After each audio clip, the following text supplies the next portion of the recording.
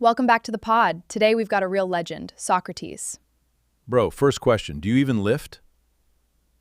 I lift ideas?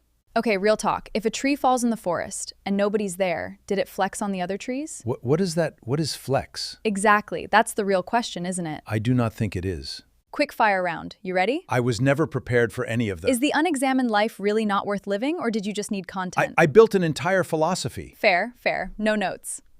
Buddy, be honest with me. On a scale of 1 to 10, how Sigma is drinking hemlock? I don't... Groundbreaking answer. That's the only true wisdom is knowing you know nothing of you. That's my line.